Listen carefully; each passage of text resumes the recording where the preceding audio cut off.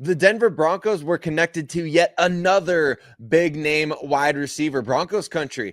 Could wide receiver maybe be the most likely position we see in round one of the 2025 NFL draft? We're going to be talking about that and much more on today's episode, Locked On Broncos.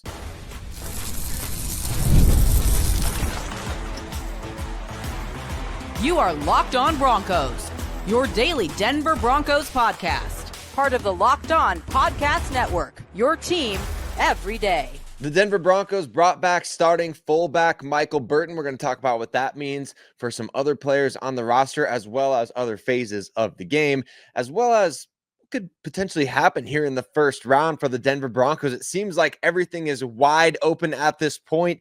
Does the team's interest, or at least kind of checking around, sniffing around the veteran wide receiver market, does that maybe indicate where they might go in the first round of this draft? And our big story of the day, the Broncos reportedly checking in on Stefon Diggs, the veteran wide receiver, formerly of the Buffalo Bills and, of course, the Minnesota Vikings, now a New England Patriot. But Denver's interest or potential interest, or even just sniffing around Stefon Diggs, speaks to this team's apparent desire or want for a veteran receiver to come into the building. We're going to talk about all that coming up on today's episode of Locked On Broncos. But Broncos Country, thanks so much for making us your first listen of the day, however and whenever you choose to do so. Today's episode of Locked On Broncos is brought to you by our friends at FanDuel. Right now, new customers, they get $200 in bonus bets when your first $5 bet wins. And Broncos Country, there's a lot to be excited about right now when it comes to the offseason. Obviously, it is officially very much so into mock draft season, but free agency is ongoing until the draft, which is less than a month away at this point.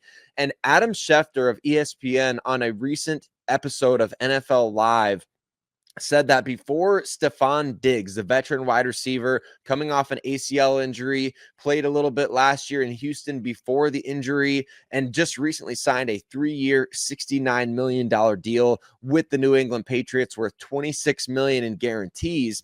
Before that deal was consummated, the Denver Broncos allegedly checked in on Diggs. And this is not the first veteran wide receiver that the Broncos have been connected to this offseason. Remember, earlier in the offseason, Deebo Samuel, before he was traded by the San Francisco 49ers, was asked, who do you think is one of the most up-and-coming teams in the NFL? And Deebo said, the Denver Broncos. And it came out after Deebo was traded to the Washington Commanders that the Broncos were one of just 2 or 3 teams that he wanted to be traded to. It was reported during the Cooper Cup sweepstakes before he ended up signing with the Seattle Seahawks that Cooper was connected to the Denver Broncos, and that the Broncos might have had some interest depending on the price, but certainly that from Cooper Cup's side of things, he was interested in coming to Denver. And now we find out that the team checked in on Stefon Diggs. In recent years, the Broncos have been sort of sniffing around veteran wide receivers without actually pulling the trigger on signing anybody. A couple of years ago, they looked into signing Allen Lazard, Adam Thielen. There had been rumors, in recent years that they looked into potentially, taking offers or at least listening to offers on Courtland Sutton. Last year, they ended up trading Jerry Jeudy to the Cleveland Browns. So there's been a lot of moving parts and a lot of different levels of interest in certain guys at wide receiver for the Denver Broncos, who ultimately just recently watched Lil Jordan Humphrey go sign for the veteran minimum with the New York Giants. And that's not necessarily the most significant development, other than the fact that Lil Jordan Humphrey leaves behind the second most snaps played at wide receiver in 2024. So we know that Sean Payton told Kay Adams early in the 2025 offseason, I don't know if wide receiver is as big a position of need as maybe people perceive it to be.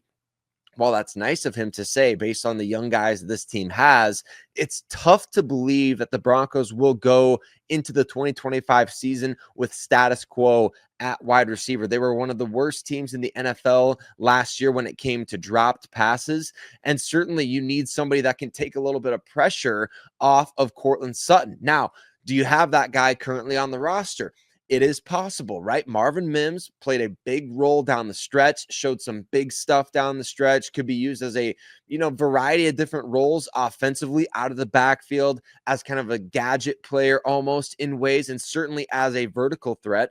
The team also expects more out of Troy Franklin and Devon Vele, two guys that they really like from last year's rookie class. And so while I do buy that Sean Payton and George Payton and this coaching staff, they do like the young wide receivers, I don't buy that they're going to be willing to go into the 2025 season with the same crew minus Lil Jordan Humphrey that they had last year. I do think a veteran is necessary. And I think even as we're going to talk about today, you might even need to look early in the 2025 NFL draft. The Broncos have set themselves up really nicely to be able to have the flexibility to take a round one receiver if they want to. I think running back is really the only position on either side of the ball where you can legitimately say, hey, for 2025, we don't really have a starter right now. I think every other position has a player that you can pencil into the starting lineup. And if the Broncos had to play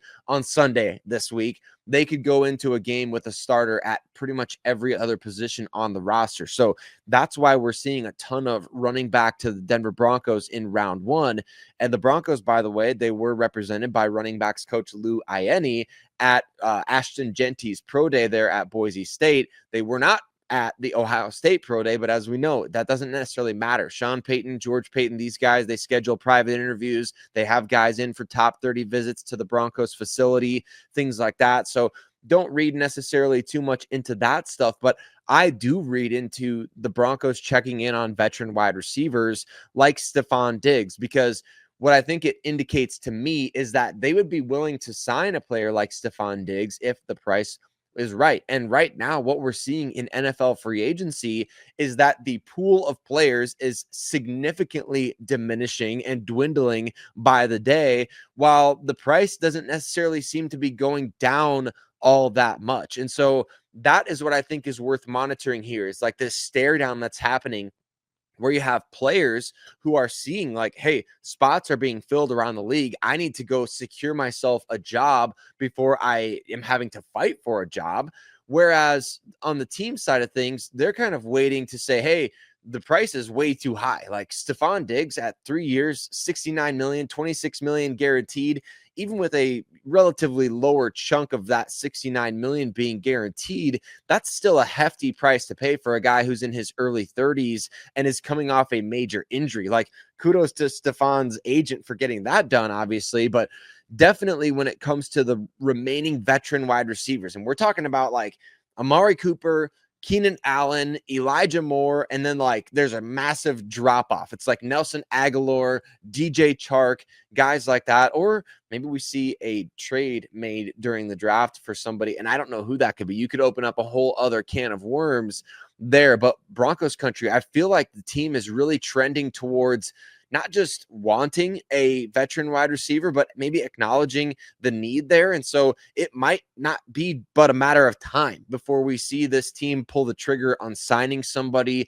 at that position. And it might cost a bit more than anybody's really, comfortable with. But at the same time, I think you could get guys like Amari Cooper or Keenan Allen or even potentially Elijah Moore on a 1-year deal to really just get that contract off the books after this year, or add void years beyond this year to kind of just say, hey, we'll pay for this later. We want this guy in the building now. And I think that things are going to be structured in that way in order to fit it, not just under the salary cap where the Broncos have a little over 17 million on the cap, according to Over the Cap right now.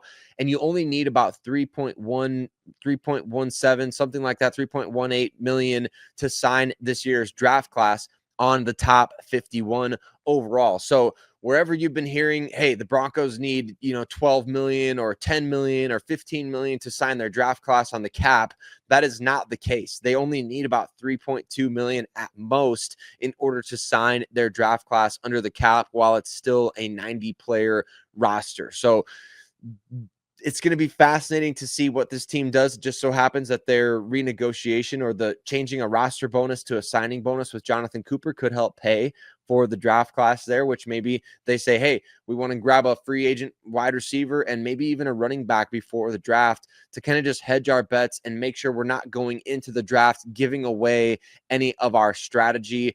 But who do you think would really fit for that, Broncos country? Because I think right now the options are it's diminished significantly.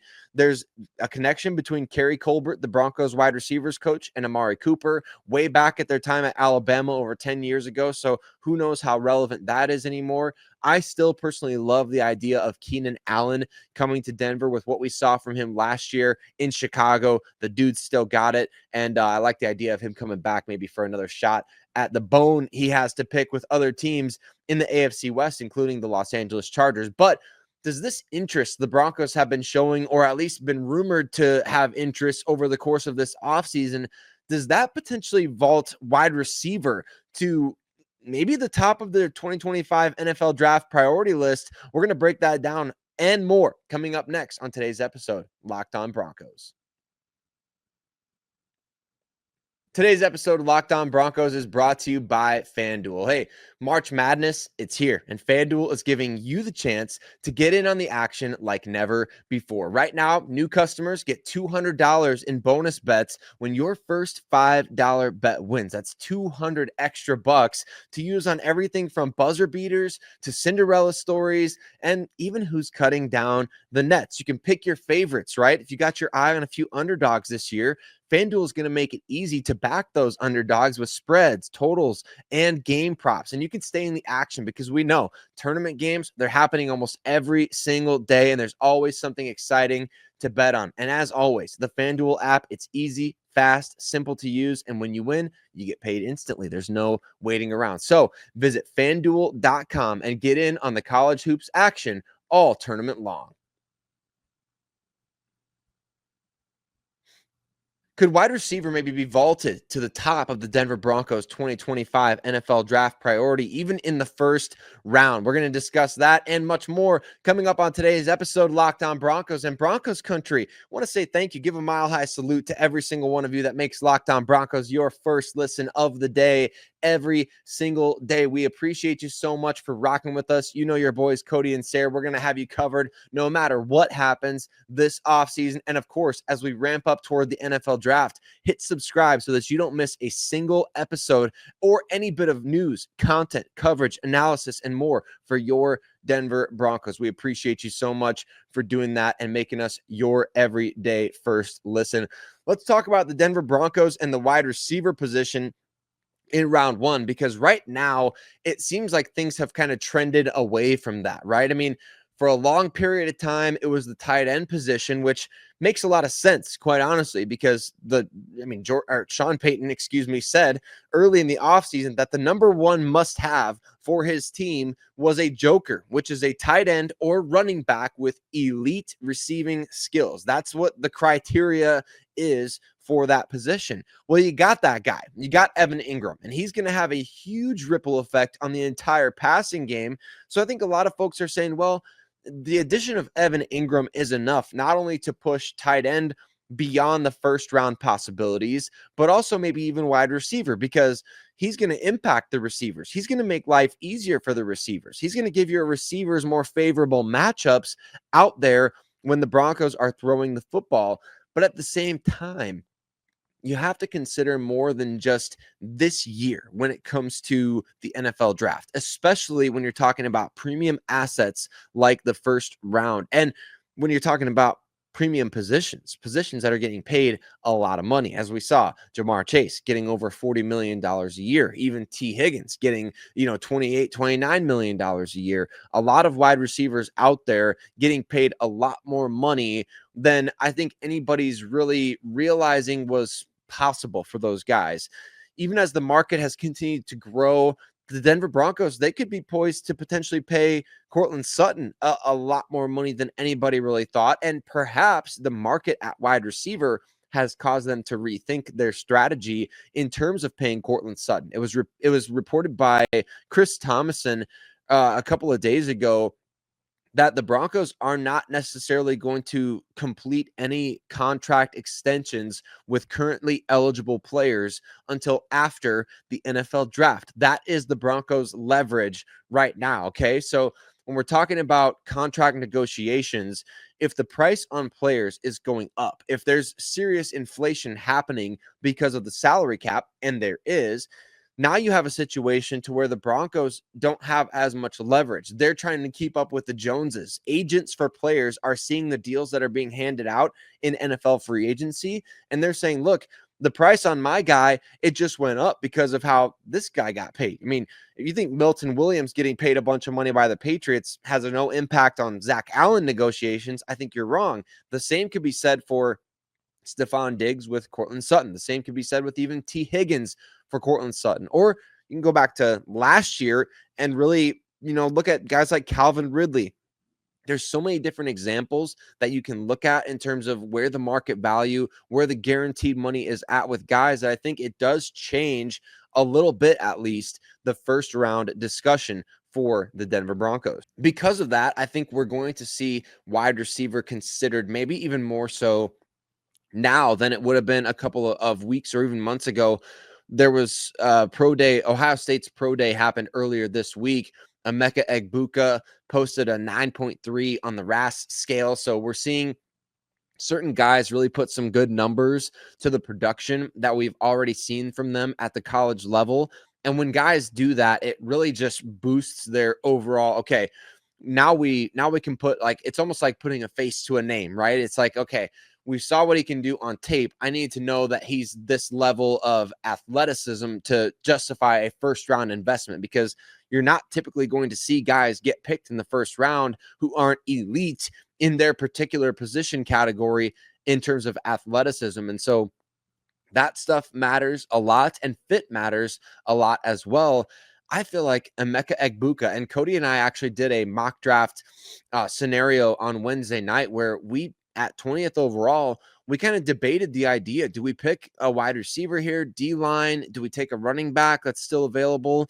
As happy as we would be with a Travion Henderson there at 20th overall, or even some other players potentially at 20th overall, not many guys make as much or more sense than a player like Emeka Egbuka from Ohio State with that pick, because you've got a wide receiver that can play. He can play inside. He can play outside. He's a good blocker. He's got size. He's got just fine speed. He's got strong hands, good route runner. Ohio State's been a bit of a wide receiver factory under wide receivers coach Brian Hartline there for a handful of years now. And Eggbuka is just the latest guy. And he's sort of the perfect inclusion to this Denver Broncos wide receiver room, where you've got plenty of size with Courtland Sutton and Devon Vele. You've got plenty of speed with Marvin Mims and Troy Franklin, guys who can take the top off of a defense. But do you have that intermediate target, somebody like Emeka Egbuka, who could really upgrade your entire wide receiver room, as well as upgrade you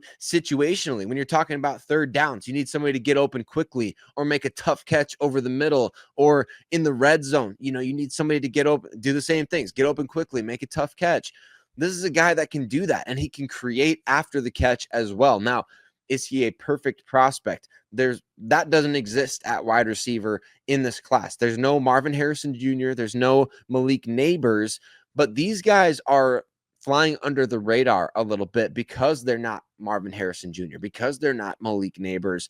I think Emeka Egbuka is very much cut from a similar cloth to another former Ohio State Buckeye, Jackson Smith-Njigba. And Egbuka's bigger, but just like Smith-Njigba, I think he's going to be able to win consistently from the slot. Remember back in 2020, there weren't a lot of folks who really loved Justin Jefferson,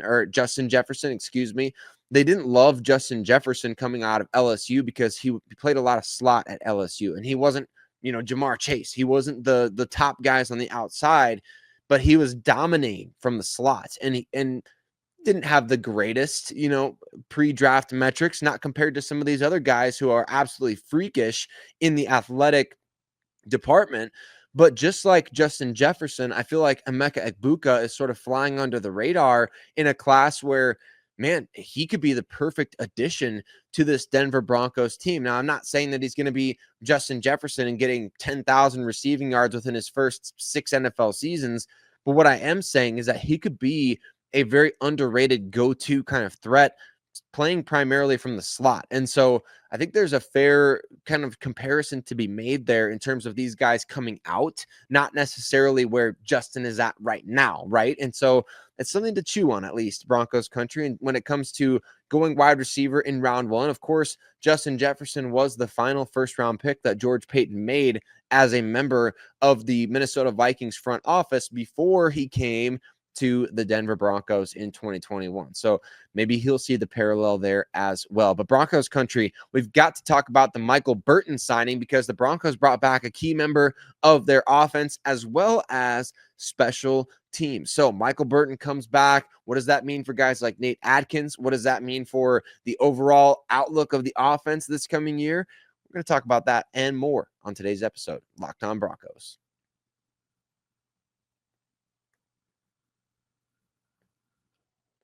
Michael Burton is back on a one-year deal for the Denver Broncos, and they call him Muscle Milk Mike. I couldn't help but laugh when Cody told me that. I love that nickname. Muscle Milk Mike is back for the Denver Broncos and Broncos country. Just want to say one more time, we appreciate you so much for tuning in and rocking with us today and every day on Locked On Broncos, where we tell you all the time, we have you covered for every move the team is going to make. Michael Burton is back. We know that Michael Burton is one of Sean Payton's guys dating back to his time with the New Orleans Saints. Obviously, Burton has carved out a long career for himself as a traditional fullback, which is, an outlier in and of itself in today's NFL. But the guy's really good at playing special teams, and he's played for Darren Rizzi in the past. Darren Rizzi, of course, was hired by the Denver Broncos this offseason as their new special teams coordinator and assistant head coach. So he's got more influence and pull than I think maybe meets the eye for a lot of folks that are kind of wondering, hey, how much does a special teams coordinator actually have say in terms of the roster? I think we've seen that this offseason in, maybe even spades a little bit, because we saw obviously the Broncos bring in Matt Hawk as their new punter. He has experience with Darren Rizzi. Trent Sherfield, one of the better special teams guys on the free agent market. The Broncos quickly pivoted from Tremont Smith to Trent Sherfield to bring him in to shore up special teams. Justin Cernod, I guarantee you Darren Rizzi had a little bit to do with that, because Cernod is a good special teams guy. And now Michael Burton coming back into the mix. But also, interestingly enough, like Lil Jordan Humphrey didn't play special teams. Broncos let him go. So there's interesting moves like that to maybe read into a little bit. Michael Burton is going to be competing for snaps this year. He only played 15% roughly of the offensive snaps for Denver last year, but of course, a very significant contribution on special teams. I do believe that the fullback still has a place in Sean Payton's offense. And until Burton was re-signed, I think a lot of people just assumed that maybe Nate Adkins could take over that role. But as we know, Burton is the more traditional style of fullback, while Nate Adkins is much more cut in that cloth of like a move player at the position. He can play inline tight end. He can float into the backfield. He can split out. He can do a lot of different things for you, and he will continue to do that as the Broncos brought him back as well. Although he wasn't an unrestricted free agent or anything, team control for Nate Adkins. They bring him back as an exclusive rights guy. And that just makes a ton of sense. You've got Adam Troutman, Nate Adkins, and Lucas Kroll all coming back this year for the Denver Broncos. And now Michael Burton will be rejoining the fray as well. And Burton does do a tremendous job in terms of the blocking game. And I feel like that's going to be a huge asset for anybody that the Broncos bring in to come and run the football as their lead back. And what's being reported right now by Mike Kliss of 9 News in Denver there is that the Broncos are still looking for an RB1. They're still looking for their top running back in the offense. I think the Broncos do truly believe they have a variety of RB2 type guys to choose from. Jaleel McLaughlin, Audric Estime, Tyler Bidet, Blake Watson, all of these guys should be considered as candidates to potentially play significant football for this team in 2025. But I don't think all of them are going to make the team. And I don't think the Broncos are okay with any of those guys being their lead back. I hope that the Broncos will draft 2 running backs. I kind of am getting the sense, the feeling that they might sign somebody as we get closer to the NFL draft. And of course, J.K. Dobbins is still a free agent. Nick Chubb, still a free agent. There's still guys out there that they could justify signing who have played, significant games in recent years. But at the same time, this NFL draft class is just so good that I don't know how you could possibly pass up on drafting multiple of these guys. And one of the scenarios that I've always liked is, hey, find a way to get both Ohio State guys. I don't think that's going to be possible for the Denver Broncos, but it's pipe dream sort of status. What about this? What about going after a big back like Quinshon Judkins, maybe in the 2nd round if he's still there, and then in the 4th round, somebody like Jaden Blue, who ran a 4.27, 4.28 at the Texas Pro Day? That could be an interesting scenario to monitor. And of course, I think any running back that the Broncos add is going to benefit from a guy like Michael Burton coming back into the fold, because Burton, he'll go crack some face masks out there. I mean, you watch some of the tape from last year of him in the running game. I mean, the guy is physical. He doesn't add much in terms of being a dynamic receiving option or running option himself, but he can get the job done. And we saw the Broncos turn to him in a couple of situations last year to go get them, hey, go convert this 3rd and short or 4th and 1 or whatever it might be.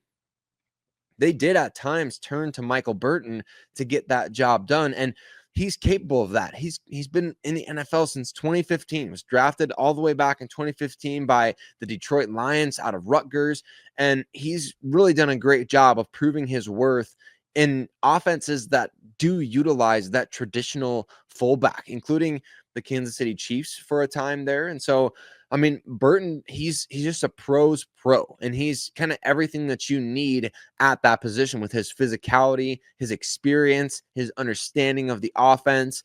It's not a move that's going to, move the needle for this team necessarily, but it's certainly one of those things that are, all right, hey, when we're talking about the top 53 guys that are going to make up this team, when you look at, numbers 50 through 53, it doesn't get much better than a guy like Michael Burton, who plays a top level special teams, plays a core position in your offense that it's not used all the time, but when it is used, I mean, we saw how much the Broncos could benefit from that in some of their best games running the football last year. And now, hopefully in 2025, he can pave the way for a 100-yard rusher, which the Broncos have not had since the 2022 season with Latavius Murray. We need to get somebody back there that can take advantage of Michael Burton cracking those face masks, right, Broncos country? And hey, we are very, very close, getting closer every day to the 2025 NFL draft, where the Broncos will have a new running back, and the Broncos will have a lot of new players to be talking about. And you're going to want to be subscribed